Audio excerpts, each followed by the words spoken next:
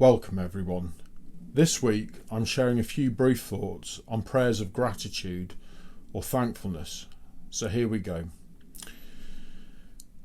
German theologian Meister Eckhart said, "If the only prayer you ever said in your whole life was thank you, that would be sufficient." In this season of Lent, when we reflect on God's greatest gift to humanity, the death and resurrection of Jesus Christ and all that flows from this, it goes without saying that being thankful to God is an appropriate response. Developing an attitude of thankfulness may actually be one of the greatest secrets to happiness there is. This is especially important in our Western culture, where we've been blessed with so much compared to the rest of the world. In fact, the more we have, the more we need to practice prayers of thankfulness. If we don't, we will begin to take more and more of what we have been gifted with for granted. And if we habitually take more and more for granted, our lack of thanks will eventually lead to much unhappiness.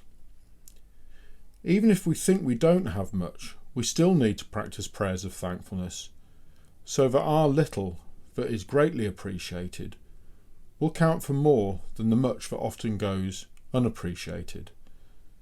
Either way, if you're well off or struggling, we need to thank God for what we have. Now, our faith is constantly under attack in today's world, whether we recognise it or not.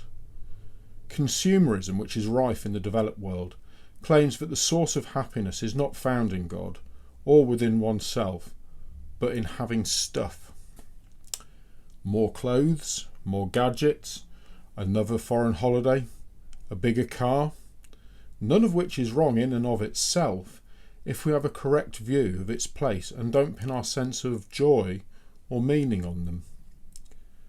In relation to consumerism, prayers of thankfulness can be seen as being downright subversive. Our whole advertising industry is based on trying to keep us from being grateful. Advertisers want us to think a lot more about what other people have than what we've actually been blessed with. Why? So we want more. And if you want more, then hopefully you will buy something from them so that they'll have more. Will they appreciate the gain they receive from stimulating our greed?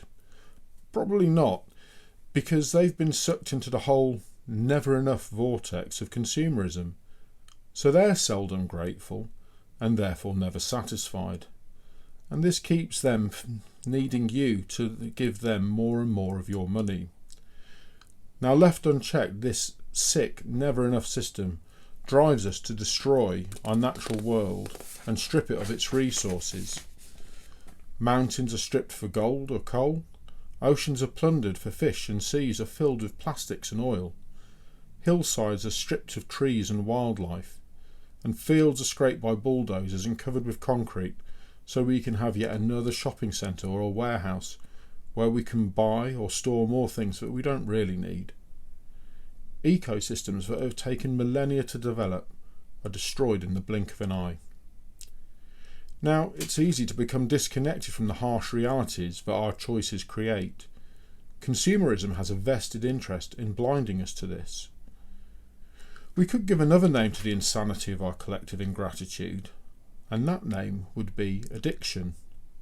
Just as a drug addict needs more and more of their drug of choice to achieve the same high, ingratitude continually turns yesterday's luxuries into today's necessities. And so, more and more stuff is needed to give the same fleeting feeling of satisfaction.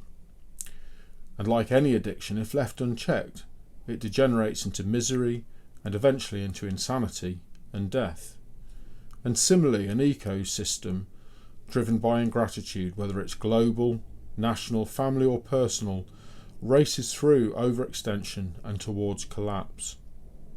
And this is why prayers of gratitude are so vital, not just on a personal level, but on a group level as well.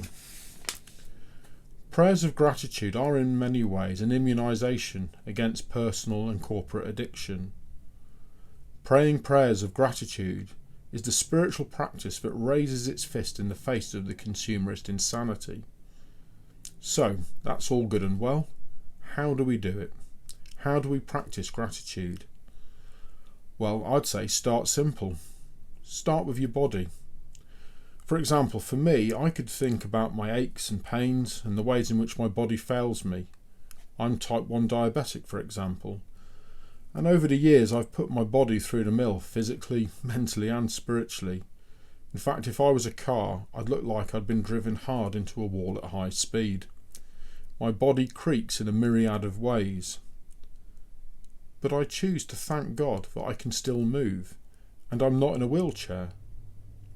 I'm diabetic, but I live in a country with free, and trust me, diabetes is not a cheap condition to treat, high quality medical care that enables me to have a good quality of life.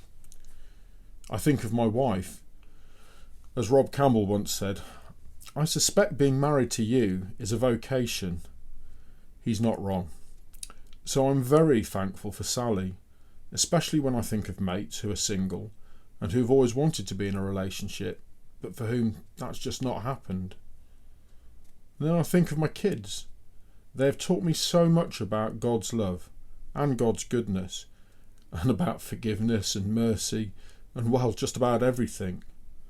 And I'm thankful. Especially when I think of mates who, again, wanted to be parents, but it just never happened for them. Kids are a gift. All of these things I thank God for, and I haven't even spent any money. They're all God's good gifts to me. In remembering, I'm forced to reflect on the fact that God must actually love me and trust me to give me what He's given. Then I remember my home. It may not be quite as I'd like it, but at least I have a home. A lot of the world doesn't. I remember that I have food in the cupboards. Many people in the world don't know where their next meal's coming from. I remember that I have some really solid mates who, when the chips are down, they're there for me. And in a world where loneliness and isolation is becoming increasingly an issue, the government's appointed a loneliness czar, having mates is a blessing. I have a job I enjoy. It's great working at St Cuthbert's, it's great working at God's Garage.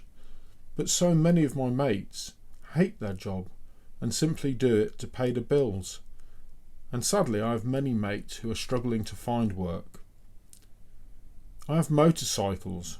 Yeah, more than one.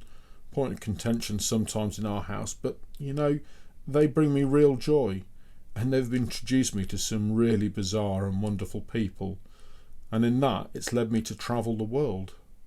I'm blessed. I live 15 minutes from the Peak District, and I love wild open spaces and being out in nature. Again, it's another blessing. We're soon to take the delivery of a border collie pup. I love dogs, especially border collies, because I grew up with them on my dad's farm. I'm blessed. I'm part of several communities of faith, St Cuthbert's being one, God's Garage being another. Both communities have hugely enhanced my life. Do you get the picture? You see, even in a time of global pandemic, the blessings I have totally outweigh the negatives. But only if, and it's a big if, I choose to remember and acknowledge them before God. Prayers of thankfulness are vital because they transform you. They change your outlook on life. They help you recognise God's presence and work and blessing in your life. And they help you recognise God's presence and work in the world we live in. And as I've said already, they immunise you against one of the most corrosive messages of our age, consumerism, where we work harder to buy stuff we don't need to impress people we don't know. So in this season of Lent, I'd encourage you to practice the discipline of gratitude by thanking God daily for the manifest blessings in your lives. And it goes without saying, thanking God for the gift of Jesus, our Saviour. Now, I'll leave it there. As ever, if you're struggling and you need help, don't suffer in silence. Please do get in touch. We want to help. And if you've just dropped into this service online by accident while surfing the net, This offer of help is just as much for you. As a community, we exist as much for our non-members as we do for our members. You don't have to be a fully paid up God botherer. We're here for you whether you believe or not. So again, get in touch. I'll leave it there. Stay safe. God bless.